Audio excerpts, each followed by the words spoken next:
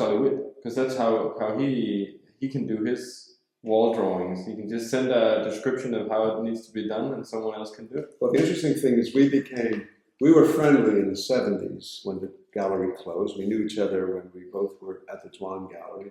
And when it closed, I would visit him sometimes on Hester Street. He had a studio on Hester Street in New York. And sometimes Dove would come with me. And then he moved to Chester, Connecticut, close to where he was born. And then I got a call years later, decades later, from Janet Passell, who is his curator of his collection, his largest collection of art of any artist. Thousands and thousands of works of art. And she said, Sal has just bought a piece of yours, and I wonder if you'd give us some instructions about it. Well, I was amazed because he didn't buy it from me, and I had been out of touch with him. He bought it from a man named Robert Reisman, who had bought it from me years before. He exchanged it for a Joseph Beuys, and I got the Joseph Beuys, and he got this certificate. And this certificate was a little drawing, which is a rectangle, with a recipe, and it was from 1966. And the recipe, I could give you exact, since my memory isn't that good, but it's right here, because I did a remake of this piece. The title is, so all it said on the bottom, the drawing looked very much like this. Incision. And the piece is titled Incision from 1966. And this was a remake that I did in 1991. And the recipe for incision that he had on the bottom of this certificate is incision, with a mat knife cut perpendicularly to a depth of 1/4 inch the four sides of a rectangle marked on a wallboard wall. And why Sal bought the piece was that it was a very early example of instructions, writing instructions. So she called and she wanted more information about it. She wanted to know where, what had been done, and so forth. And I answered those questions, and then I said, what's Sal's phone number? And she gave me his home phone number, and I called Sal, and I said, congratulations, you just got a real nice drawing of mine. And he said, I know. And then he said, why don't you come? And I told her my son lives in West Hartford. And I said, he said, why don't you come for lunch the next time? We talked about my son and my grandchildren. He said, why don't you come for lunch? And so we became very good friends after all these years, after having been somewhat friendly. We became much friendly. So 1966 to be writing instructions was very early if you don't count Marcel Duchamp. And almost everything we're saying here, you'd have to say if you don't count Marcel Duchamp. Because the three standard stoppages, which is from the teens of the last century, is really essentially an instruction. It's true he didn't follow it. It was one of his lies. He said, every word I tell you is stupid and false. And I and John Cage, independently and then together, tried to follow his instructions of dropping 3 pieces of string, 1 meter long, at a 1 meter height, and seeing what happens, and then making 3 wooden things. And you never get anything like what he got. And we tried all different kinds of string. Yeah. So but at least he wrote it. I don't believe him. He also said every word I tell you is stupid and false, so he covered himself. But he also did many of the ready-mades, he didn't buy himself. He told someone else to go and pick them up. So that's also, I would say, an example of instructions. And that's only if you believe that story, because Stephen Jay Gould's wife, Rhonda Shearer, has made a whole career of saying that none of the ready-mades were ready-mades. No. That he meticulously made the bicycle wheel and meticulously made the urinal, that they're handmade. And this is, in my opinion, as cockamamie an idea as anyone's ever got. And I don't think it's her idea, by the way. I think it was her husband's, because when he died, and we knew them, they came to dinner a number of times with her husband. but you learned that and he even said things like this, but it was even more clear in his obituary. He said, when a scientist makes a mistake, it's still interesting because it starts a whole discussion, and eventually more truth will come out. So it sounds like his idea to come up with this idea to say, oh, Rhonda, why don't you say that he didn't make the ready-mades? Yeah. Very consistent with his idea that if a scientist makes a mistake, it might be even more valuable than if he doesn't make a mistake.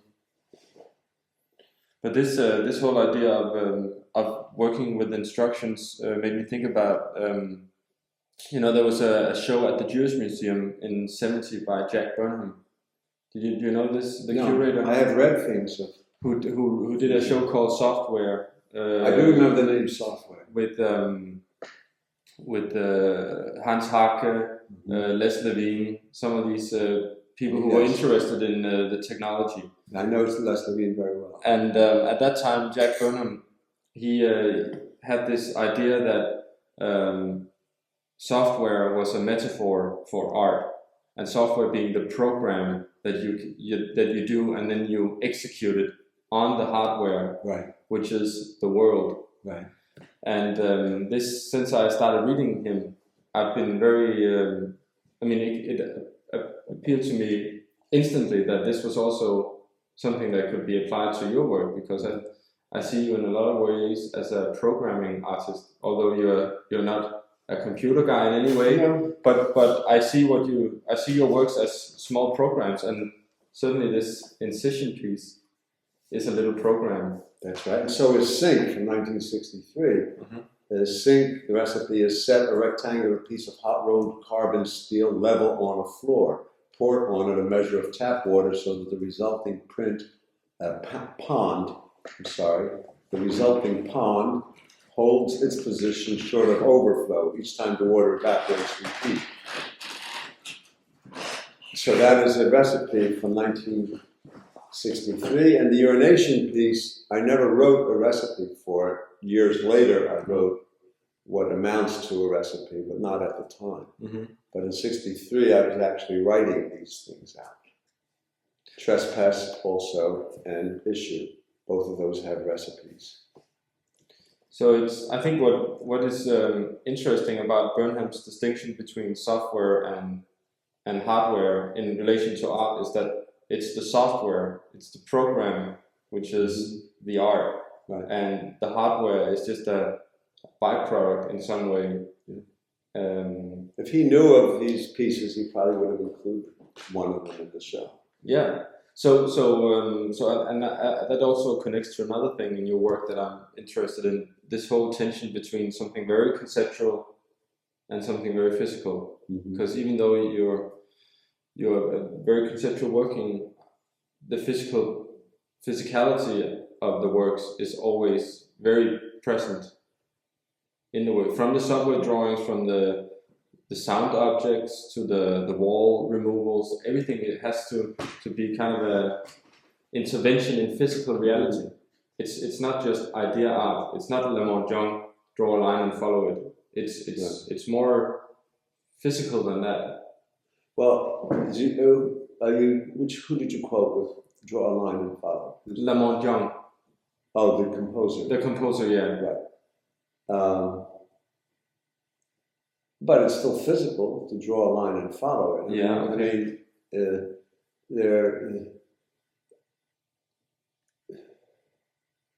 I guess so far there's a physical aspect to art. When I did reading a line on a wall, let's see. When I did reading a line on a wall, I still had to write this on a wall. It's true that it was an extremely conceptual piece, and it was designed to, when I poured on the floor fishback, 12 ounces of tap water on the floor in 1966, I still had to pour the water. Yeah. There's a recipe for it, but I had to pour the water. In a way, the word works maybe are the most unphysical because you could simply get a sign painter to paint that. Yes. And then the physical part of it is the person reading it. Mm-hmm. And the person reading it then becomes, in my view, a part of the work. That's what was, and Sam did a whole thing with a outdoor billboard with the same idea. But how would you describe this tension between the conceptual and the physical in your? Well, I'm saying this is not physical in the sense, in the way that the pocket drawings are physical, or the wall removals. The wall removals are physical. But although someone else can follow the recipe for any of those, or for the camouflage. Yeah. But and someone can just follow this. There's no recipe for this. I just say. I mean, usually what I do is I say, let me see the wall, and I'll make an aesthetic, excuse the word, an aesthetic judgment about what size the letters should be. Mm-hmm. And originally they were painted on the wall, and now they have these wonderful vinyl things that make it much easier to do for a non-sign painter. Mm-hmm. In a way, if I had the time, I would still want a sign painter. Yeah, if I had the time, I would prefer a sign painter, actually. But in a work like wall removal, how would you describe the tension between the idea of removing things from the wall as a physical object, and then the wall itself as a physical object? Well, once I wrote trespass, cut perpendicularly with a, well, let's say issue. This is the Dove's favorite. Draw 2 vertical lines 4.5 inches apart from floor to ceiling on a plastered wall. With a chisel and hammer, chip the surface away within the line to a 1/4 inch depth. Pile the debris at the base of the removal in a mound as wide as the strip, extending onto the floor at a right angle from the removal. If someone else does that, they could follow it. They're still going to have to make an aesthetic decision, because the pile could be 1 foot long, it could be 18 inches long and flatter, it could be 8 inches long and higher. Mm-hmm. You have so much, the instructions don't tell you what to do with it. So with a lot of these works, that's why I pointed to reading a line on the wall. In that particular case, once the size of the letters and the space between the letters is decided, and the kind of letters, there's nothing to be decided. You see, where some of these pieces, something is to be decided. So the concept is general, and the realization will always be specific according to the situation. But it will never empty the concept. It can always be repeated in a different place. I think it could be if they pay me enough. But also otherwise they could forge it if they want to. Yeah. I mean, many Flavins have been forged. We're talking about. I was talking about a piece that I thought was even dumber than the issue. Oh, label. Yeah, label. Sam brought up the idea of label, where I simply figured out what a label would look like if it was labeling the label. Mm. And of course, that meant 2 identical labels, the one on the left being the work of art, and the one on the right being the label of the work of art. And I said when the tape ran out that that's as dumb an idea as I've ever had. And I quoted myself having said in an interview many years ago that if an idea was dumb enough in the right way, it could be brilliant. So if we take label, we can go on to talk about your use of the tautology in your work. Certainly with label, where it's just stating the obvious. Tautology, if you throw that word at me, this is going to get very philosophical. Maybe more philosophical than you want, or maybe not as philosophical as you want, or maybe it'll be just right. That's right. I happen to believe that every living organism, not just human beings, but every living organism is only capable of acting 100% out of self-interest. This completely destroys the idea of morality and immorality. They become laughable concepts if what I'm saying is so. What I'm saying is that even a mother who throws herself in front of a bullet when she sees a gun pointed at her baby. Even though that's a reflexive, or maybe a reflexive thing, whatever power she has to decide is 100% controlled by self-interest. And that the fact that the baby will survive and perhaps she will not does not change that. At that instant, she is behaving like every living organism. And if you extend this further, you have to say that if you want to use this shorthand word selfish instead of self-interest, and this upsets people more than if you use the word self-interest. But if you want to use the shorthand, you can say that Gandhi and Hitler were equally selfish. And Gandhi's selfishness necessitated doing what he did with his life and liberating millions of people under an empire's control, from an empire's control. And Hitler did what he did with his life, which you could say is almost the yin and the yang of what a man with political power could do. It's almost the yin and the yang. So, if it is that simple, and I see it as that simple, and I see no way out of that, then Darwin's remark about free will becomes very obvious. He said free will is a delusion caused by our inability to analyze our own motives. If free will is a delusion, and of course this resonated with me because when I was a senior in Catholic high school, I would like to say in Father Bullhauer's class, free will is merely our most vivid illusion. And he would whack me on the back of the head when I would say this, and it would be worth it to say it, because if I was right that free will is merely our most vivid illusion, Father Bullhauer and all the other priests would have to go and get a real job. You see, most of religions, not Buddhism, but most of religions are feeding off of the idea that there's moral and immoral behavior, and we will guide you, and we will not only tell you what is moral and what is immoral, but we will make it okay if you do something immoral. We're going to make it okay. I subscribe completely to the idea that morality is local. It's completely local.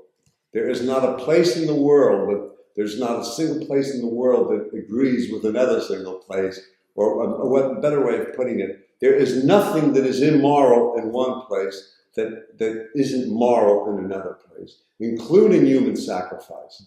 Not only is killing justified in some religions, it is a religious imperative.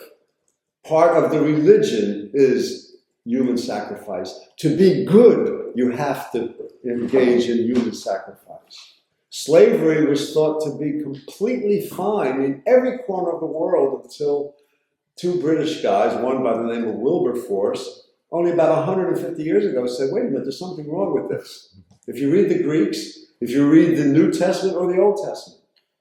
So, and it's all connected with that. We talk about tautology. Yeah, so coming back to Darwin's quote, which was what set you off. He said, free will is a delusion caused by our inability to analyze our own motives.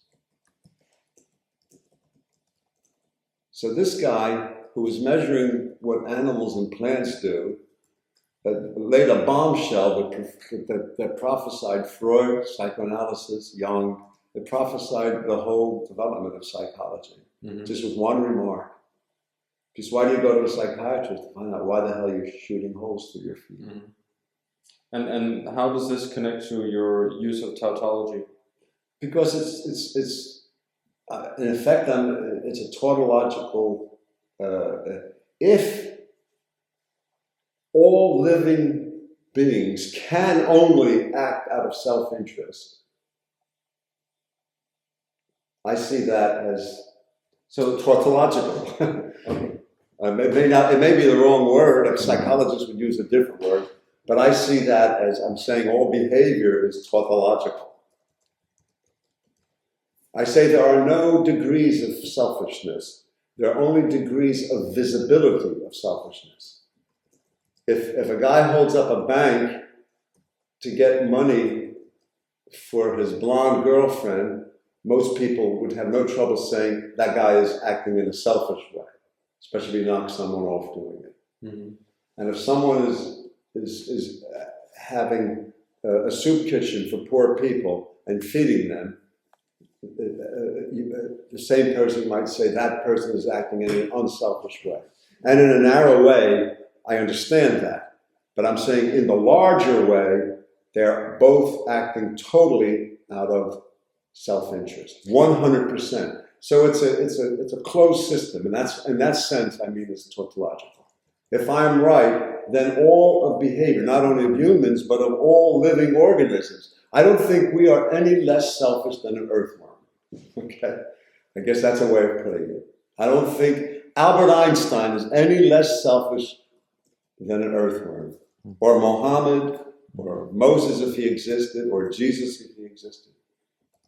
So that's tautology. To me, that I associate that with tautology. In other words, it's a closed system. But when you bring out these examples of a guy or Gandhi and Hitler, these are pose very ethical questions, I think. But at the same time, when you say it's a natural thing almost. And not almost. It is a natural thing. It's an inevitable thing. Either you take away the ethical dimension, or you are very pessimistic on the view of mankind. I think that I made a remark because in Europe, if you refuse to go to a restaurant that has a lot of smoke in it, many people consider you crazy. Even some non-smokers consider you crazy because it's the condition here. In New York, it's happening. It has changed so much that if you go to a restaurant that's full of smoke and you think that's all right, that's considered crazy. That's why I say morality is local. And it's changing here. I understand in Italy, there's no smoking in bars and in restaurants now. Someone told me that. Finland too. And Finland. So it's changing. So 20 years ago in New York, you're considered crazy if you say, I'm not going to go to a restaurant with smoke. Now you're considered crazy if you would go. In fact, there are none you can go to. Okay. So now I forget what I was saying. But we were talking about tautology, and I was saying this is a very ethical thing. Ethical means behaving in a way that other people find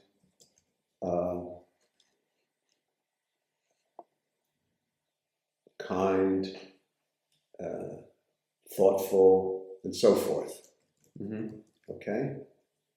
And ethics are different than morality. Mm-hmm. Ethics, you know, the Talmud says, do not own to others. It's the reverse of the golden rule. Do not do unto others what you would not have done unto yourself. So it's a negative way of saying, do unto others what you would have to do. They treat it in the negative. Do not do to others, would be one translation, what you would not have done to yourself. Mm-hmm. And that is absolutely fine. I think that is a good way to go if you could figure out what somebody wants. Mm-hmm. I mean, if someone is a physical masochist, you may find that they want you to do something that your instincts would say was harmful to them, and they're saying, oh no, quite the contrary, it's pleasant to me. And once you get that through your thick skull, then you could possibly help them to do something pleasant.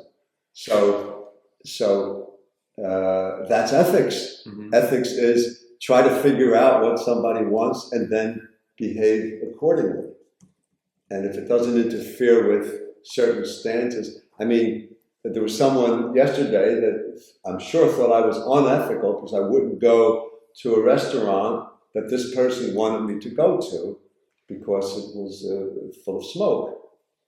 And that's unfortunate. I think that person is wrong. I don't think I'm unethical. I think I have my own standards.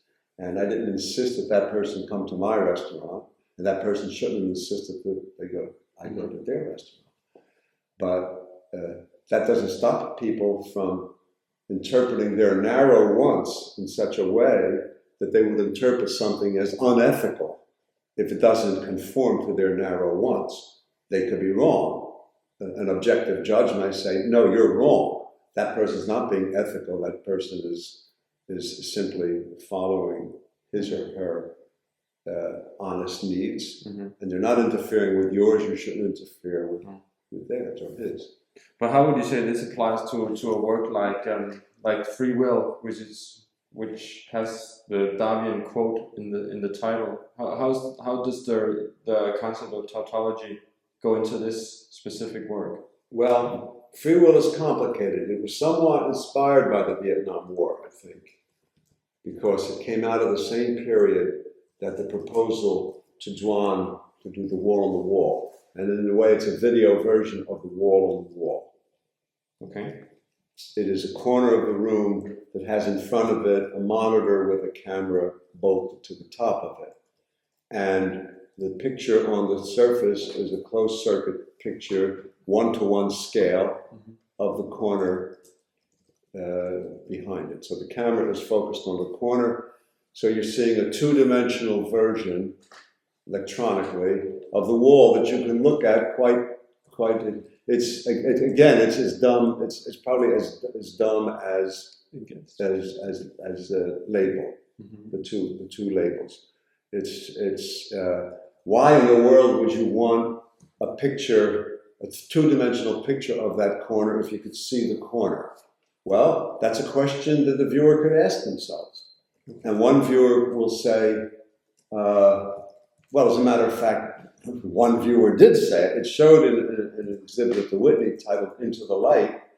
And one of the other artists in the show, and I won't quote him because he might not like being quoted. Maybe we could go to another piece which also uses tautology, and that's the diptych photograph, where you took a Polaroid of some little piece of grass, and then you inserted that photograph or that Polaroid. That's right. In the landscape once again, and then took a Polaroid of that. So that has something of the same tautological mise en abîme sense to it. That's right. So if we could talk a little bit about that work, because I know Anastasi is going to show that. And we made a print of that also. It's just a very simple version of the hand piece, which was the same year. I took a picture of my hand, a Polaroid of my hand, approximately life-size, in a position that it would be in if it was going to be holding a photograph. And then when the Polaroid was ready, I got it and I put it in my hand, and I took a picture of the hand with the picture of the hand, holding the picture of the hand. It's all the same wall-on-the-wall idea. It's very connected with tautology. In what way? A tautology, let's think of an example of a tautology. Can you think of an example of a tautology? I can't at the moment. I'm Something. saying that I'm thinking about I'm speaking. That would be a tautology. Well, that's right. That's right.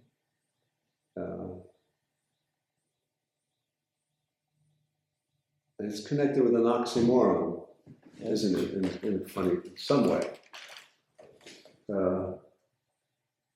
But is this, because this also leads to where I want to end. This quote from Rilke saying, "What is real in this world?" also seems to be a part of both the wall on the wall and these Polaroids, because when you insert a picture of reality into reality, you question. It's like putting a question mark within that piece of reality and saying, either a question mark or an exclamatory mark. yes, but I mean, it works equally. It could even be a period, in a way. Yeah. Or it could be quote marks. It could be almost any punctuation. It's not a comma. Although it could be a comma also. You can, if you see the picture of the wall, you see a comma, and after that you see the real wall. Mm-hmm. I mean, in a funny way, punctuation fits with this. I mean, that's what punctuation is doing. Punctuation is, in some way, qualifying something. So what punctuation did you say? Yeah. No, you said a question mark. I said a question mark, but a punctuation is like a punctuation mark, to me at least, it finishes something. But a comma also there will always be something after the comma. And but if there's nothing after a question mark, right, you have to fill in the blank. Right. Well, I mean, I guess it depends on the way you look at it. I mean, if you say that your work is a paean to the present, you know the word paean, P-A-E-N, I think it is, mm-hmm. And it means an homage. Okay. An homage to the present. I think there's an aspect of that in all of these. Mm-hmm. And in fact, when I did the exhibit, it's easy because it's on the cover here. When I did the exhibit of the wall on the wall, one of the statements I made is it was bomb art. And the reason I associate this idea with the bomb, and I was thinking of the bomb, not any bomb, but at that time, the bomb, is by the mid-60s, you had a situation where the two superpowers each had enough nuclear armament to destroy the other side many times over. Mm-hmm. It was a period not far from the period of, it might have been right in the middle of a period, I don't really remember, but certainly there was a period in the 50s, and it might have extended into the 60s. As soon as the Russians got the bomb, some people started building bomb shelters. Mm-hmm. Okay? And there was very much a paranoia going on at that time. And I made the remark that, which I think is a political aspect of this, that maybe it's too late for artists to continue skipping through reality, choosing this corner or that corner to idealize. And yes. Can you repeat that? Maybe it's too late for artists to continue skipping through reality, choosing this corner or that corner to idealize. Mm-hmm.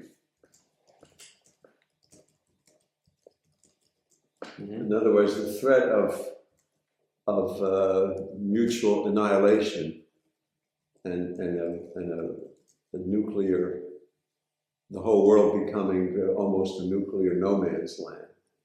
It seemed large enough to most people at that time and the threat seemed, we had the missile crisis, mm-hmm. the Cuban Missile Crisis. We now know how close we came to a nuclear Armageddon. Mm-hmm. We now know that it was even closer than we thought. That there was one Russian admiral in charge of a submarine that had nuclear weapons that we now know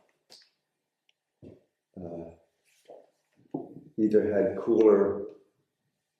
cooler hand that the signals were to send out to start the nuclear war, which certainly would have happened if they had launched it. And we know that the submarines with nuclear weapons were much closer. That the threat was much closer than we knew it. Yeah.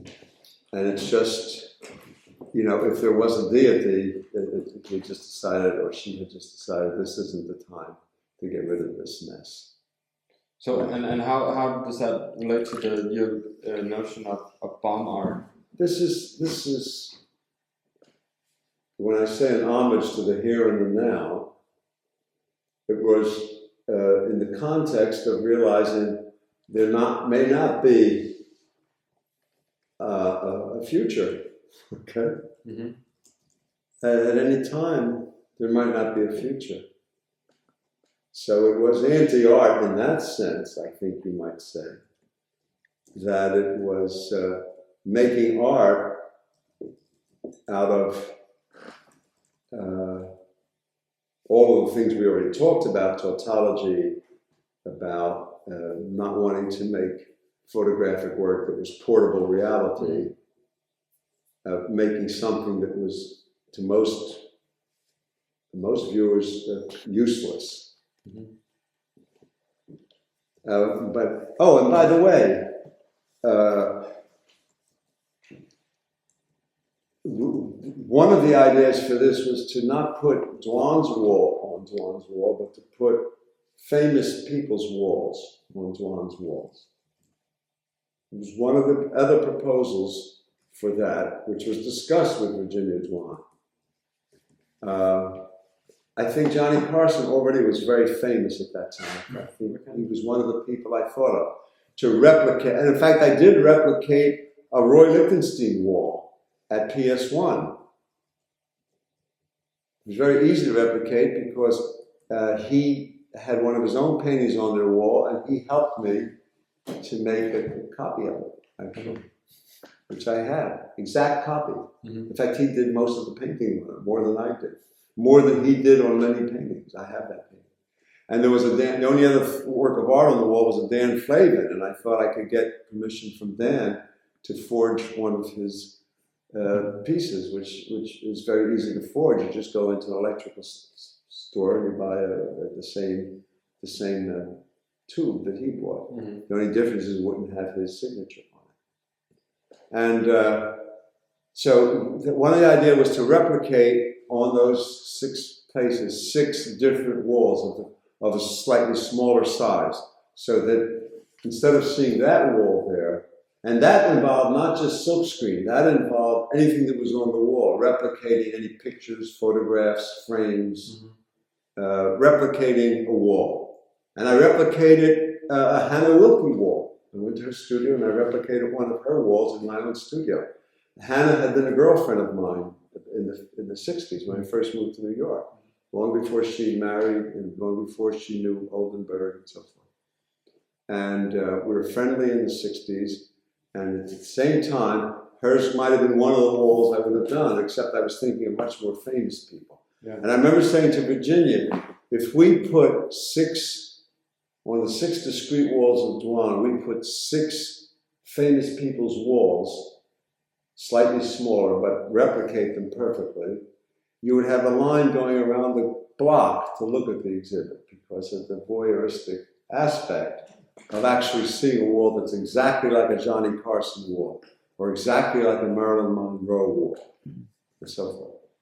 And I said, but if we put a picture of your own on there will be fewer people that will be interested in it, but there'll be more interesting people. Mm-hmm. And I remember that conversation, and she remembers it. I said, there'll be much more interesting people who will be interested in this. And it's true, it's been written about by some very interesting people like Gregory Babcock and Thomas McEvely and Brian O'Doherty and so forth. Mm-hmm. So all these things were involved, and of course that's not tautology, putting other people's walls on the wall. It's a little tautological because they're both walls. So it's putting a wall on the wall. It's tautological to that extent, but it's not as tautological as putting the same wall on the wall. Okay? So all those things were part of this. It was a very complicated or complex process that involved nuclear Armageddon, the possibility that there'd be no more art and no more people to look at art if things went the wrong way. So you would say that this piece here also bespeaks the emptiness of the potential emptiness of post-nuclear Armageddon. Sure.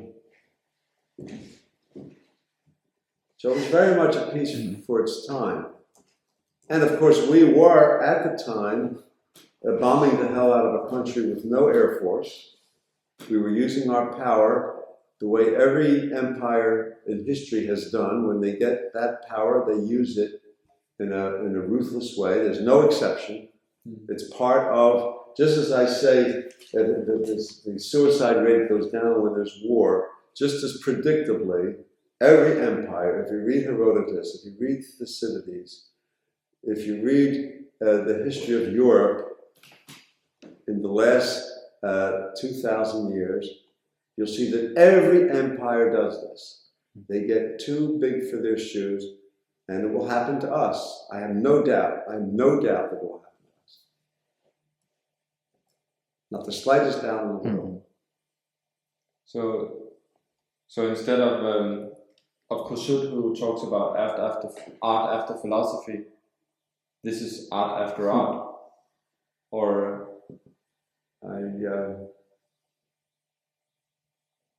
there's a way of imagining. This is art after breathing.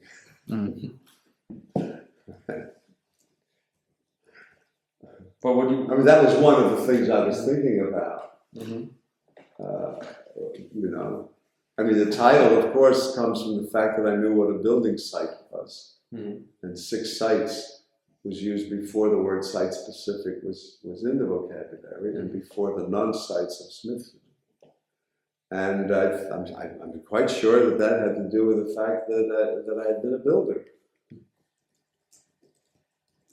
So I guess I was designed to do this because I had that experience of being not only a masonry subcontractor, but even some general contracting, which is. So it's interesting that an architect didn't think of doing this, but someone who had been a general contractor who had built buildings. I built my own home.